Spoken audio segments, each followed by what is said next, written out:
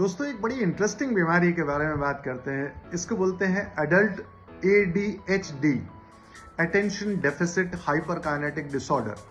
ये बीमारी आमतौर पर बच्चों में हो जाती है, यानी 7-8 साल से पहले होती है और ये बहुत हद तक ये पूरी तरह 7-8 साल के बाद ठीक हो जाती है। लेकिन बहुत प्रतिशत लोगों में ये जवानी से और पूरी जिंदगी भर भी रहती है, इसलिए हम फिर इसको नाम देते हैं एडल्ट ADHD।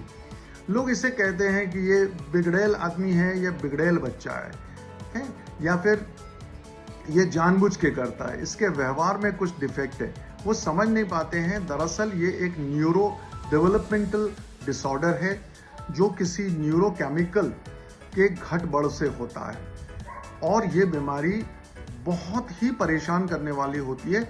आदमी को मालूम नहीं होता है कि मुझे ये रोग के कारण होता है। वो सोचते हैं कि मेरा स्वभाव ऐसा है, मेरी पर्सनालिटी ऐसी है या मेरे पर्सनालिटी में डिफेक्ट है। तो ऐसे लोग कहाँ मिलेंगे, आपको कैसे पहचान में आएंगे? तो घर में अगर आप देखेंगे तो ये व्यक्ति खुद को बड़ा अस्त व्यस्त रखेंगे। जहाँ ये रहते हैं इनका कमरा बहुत अस्त व्यस्त सा रहेगा, बहुत डिसऑर्गेनाइज्ड रहेगा। इनके दिमाग में विचार जो है वो लगातार कंटिन्यूस इस प्रकार चलते रहते हैं जैसे किसी कंप्यूटर पर किसी ने 4-5 साइट एक साथ खोली हो, यानी इन्हें रिलैक्स नहीं मिलता। और अपने नाम से भी ये जाने जाते हैं, ए मतलब अटेंशन की कमी। आपको ध्यान लगाने की कमी है तो ये कोई भी काम करना तो शुरू करेंगे उत्साह में, लेकिन थोड़ा काम करने के बाद जो है उसे अधूरा छोड़ देंगे। क्यों? सस्टेन अपना अटेंशन नहीं रहा। दूसरी बात है कि जब ध्यान की कमी है तो ये घर से बाहर जा रहे हैं तो अपना टिफिन भूल जाएंगे, अपनी चाबियां भूल जाएंगे, अपना चश्मा भूल जाएंगे। ये बहुत फॉरगेट हो जाता है, इनको बहुत फॉरगेटफुलनेस हो जाती है। ये व्यक्ति अपने विचार भी कुछ थोड़े अलग प्रकार के रखते हैं। कभी इनसे अगर बात करेंगे तो आपको लगेगा कि 10 आदमी एक सी बात कर रहे हैं, ये थोड़ा हट के बात करते हैं। तो कई लोगों की ऐसी थिंकिंग यानी डाइवर्जेंट थिंकिंग होती है, यानी ये आउट ऑफ बॉक्स सोचते हैं। ये लोग बहुत ही प्रतिभाशाली होते हैं, इसमें कोई शक नहीं है। लेकिन ए फॉर अटेंशन का डेफिसिट मतलब कमी, और दूसरा है हाइपर काइनेटिक मतलब शारीरिक और मानसिक दोनों तेजी। अधिक तेजी से सोचना, बहुत अधिक सोचना, बहुत प्रेशर दे के बात करना, बहुत अधिक बात करना, अपनी बात करते रहना, दूसरे का पक्ष नहीं जानना। चूंकि बहुत ज़्यादा चलायमान है, हाइपर एक्टिविटी है, तो इनको देखेंगे कि ये हाथ पांव चलाते रहेंगे अपने, या पांव नीचे हिलाते रहेंगे, चलते रहेंगे यहाँ से वहाँ पर। तो बॉडी का मूवमेंट जो है वो बहुत ज़्यादा रहेगा और इसी चक्कर में ये जो है ये कोई काम करते करते अचानक उठ जाएंगे या कोई काम करते करते जो है बाहर चले जाएंगे। इनको टाइम की एक ब्लाइंडनेस होती है, इनको आइडिया नहीं होता है कि मुझे कौन सा काम कब करना है। अर्थात कि आपको कहीं जाना है तो ये आखिरी के 1 मिनट पहले पहुंचेंगे वहां पर, या वो चीज़ मिस ही कर जाएंगे। तो टाइम का भी इनको ध्यान नहीं इतना रह पाता। दूसरी बात है कि ये नॉवेल्टी की खोज में यानी नयापन खोजने के चक्कर में आप देखेंगे कि ये बार बार सर्विसेज चेंज करेंगे, या बार बार इनकी हॉबीज चेंज होती हैं, या बार बार इनके बिजनेस चेंज होते हैं। आमतौर पर ये व्यक्ति अपने जीवन में अंत में ये महसूस करेंगे कि ये काबिल होते हुए, सब कुछ अच्छा होते हुए भी ये अपने साथ के लोगों से उतना सफल नहीं हो पाते, और उसी कारण से कि इनमें जो है वो अटेंशन की कमी है और हाइपर काइनेसिस मतलब हाइपर एक्टिविटी। ठीक है, अक्सर देखेंगे ये बच्चे क्लास में हैं तो बार बार ये बाहर की तरफ देखेंगे, या कहीं आवाज हुई तो ये बाहर की तरफ देखेंगे, बहुत अधिक शैतानी करेंगे। तो ऐसे बच्चों को लोग बोलते हैं मेरा बच्चा बहुत अति चंचल है, ये बहुत शैतान है। किसी भी बच्चे को मार देना, कि कोई भी ऐसा व्यवहार कर देना जो ठीक नहीं है। बात करने में देखेंगे कि थोड़ा सा बिना सोचे कुछ भी बोल देना, जिसको ब्लर्टिंग कहते हैं, ब्लर कर देना कहीं भी, कि कुछ भी मुंह से निकल गया, पता ही नहीं है कि बोलना चाहिए कि नहीं बोलना चाहिए। छोटे बड़े का लिहाज जो है वो भी कम नजर आता है। तो ऐसे व्यक्ति दरअसल एक मानसिक रोग से ग्रसित है और ये मानसिक रोग कोई बहुत कम नहीं है कि करोड़ों में एक होता है।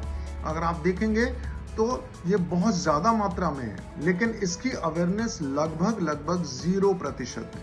आप खुद सोचिए, क्या किसी स्कूल कॉलेज के बच्चों की कोई टीचर या उनके पेरेंट्स ऐसे बच्चों को हमारे पास लेके आते हैं? बहुत कम लेके आते हैं। एडल्ट में तो आप मान लीजिए कि लगभग नहीं लाते। कई पत्नियां अपने पति को लेकर आई हैं कि ये थोड़े से गैर जिम्मेदार लग रहे हैं। एक बहुत अजीब इनकी आदत होती है प्रोक्रास्टिनेशन या पोस्टपोन करने की, यानी किसी भी काम को ये टालते रहेंगे जब तक उसकी लास्ट डेट ना आ जाए या उस काम को किए बिना इनका गुजारा ना हो जाए। तो प्रोक्रास्टिनेशन और टालना इनके व्यवहार में होता है। और खुद समझिए कि ऐसे लक्षणों के साथ अब इस चक्कर में इनकी जो है आपसी दोस्ती यारी भी बहुत कम होगी, रिश्तेदारी भी में बहुत ज़्यादा खटास आ जाएगी, और लोग इनको समझेंगे कि या तो ये इमोशनल बहुत ज़्यादा है और या इमोशनल इनसेंसिटिव है। मतलब बहुत छोटी छोटी बातों में इनको रोना आ जाएगा, बहुत ज़्यादा भावुक होंगे, और कभी कभी ऐसा लगेगा कि बड़े निष्ठुर हैं या बड़े ऐसे हैं कि पथरीले टाइप को नजर आएंगे। क्यों? क्योंकि इमोशनल डिसरेगुलेशन होता है। मीन्स हम अपने इमोशंस को अच्छे से रेगुलेट कर पाते हैं, कहाँ कौन से इमोशन को कितने अप्रोप्रिएट तरीके से हमको मैनिफेस्ट करना है, रिएक्ट करना है, इसकी भी इनमें कमी होती है। तो अक्सर आप देखिएगा कि इनमें आप एक इम्पल्स कंट्रोल हम बोलते हैं। इम्पल्स कंट्रोल का मतलब है कि इम्पल्स में आके कुछ भी कर जाना, यानी उत्तेजना में आके कुछ भी कर जाना, यानी जैसे हमने कहा ना कि ब्लड कर गए, तो इमोशनल कंट्रोल, तो इमोशनल कंट्रोल इनका पुअर है। तो कुछ भी कर देना, कोई भी चीज़ कहीं रख देना, कोई भी निर्णय ऐसा ले लेना। तो इन सारे लक्षणों को मिला के आप सोचिए कि ये कितनी अजीब और गंभीर बीमारी है। लेकिन लोग इसी के साथ जीना जो है वो तय कर लेते हैं और उन्हें मालूम नहीं पड़ता। लेकिन पिछले कुछ समय से इसके इलाज के लिए कई मरीज मेरे पास आए हैं, और उनके धन्यवाद देने के तरीके से मैं इतना ओवरवेल्म हो जाता हूँ कि डॉक्टर साहब हमें पता ही नहीं था, हमारे घर परिवार, हमारे दोस्तों ने हमको बहुत ज़्यादा ये किया कि भाई ये बिल्कुल अच्छा व्यक्तित्व नहीं है। ऐसे व्यक्ति आपको अक्सर समाज में, बॉलीवुड में, या जो आर्टिस्ट होते हैं या पेंटर होते हैं, ये आपको बहुत सिंगर होते हैं, म्यूजिशियन होते हैं, ये आपको बहुत ज़्यादा तादाद में आपको वहाँ पर मिलेंगे। क्यों? क्योंकि वहाँ पर जो इनके दिमाग में जिस केमिकल की कमी है, जिसको बोलते हैं डोपामिन, तो उसका उनको एक बूस्ट मिलता है, उसमें उनको एक नवीनता मिलती है, और उस काम में बहुत देर इनको एक ही काम को करना नहीं पड़ता, तो वो काम ये बहुत अच्छे से करते हैं और उसमें निपुण होते हैं। और कभी कभी वो इन्हीं चीज़ों से अपने आप को मास्क कर लेते हैं। मतलब कि भाई जीवन में बहुत ज़्यादा कई जगहों पर कमी है, लेकिन चूंकि एक जगह पर मैं काफ़ी अच्छा हूँ, तो मुझे ट्रीटमेंट की क्या आवश्यकता है, या मैं अपने आप को लेबल क्यों करूँ कि मुझे जो है ये बीमारी है। तो basically adult ADHD is a neuro developmental psychological disease. It requires treatment in the name of few drugs, and counseling is very important. Counselling and therapy से ये बीमारी बहुत अच्छे से कंट्रोल में आ जाती है। आपको सिखाया जाता है कि आपको टाइम मैनेजमेंट कैसे करना है, आपको इमोशंस को कैसे रेगुलेट करना है, आपको कैसे बात करनी है।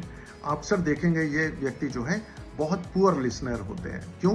क्योंकि हाइपर एक्टिविटी के कारण ये अपनी बात ज़्यादा कहेंगे और अपनी बात कह के चल देंगे। तो ऐसे व्यक्तियों को ट्रीटमेंट की बहुत आवश्यकता है। This is called adult ADHD। Thank you.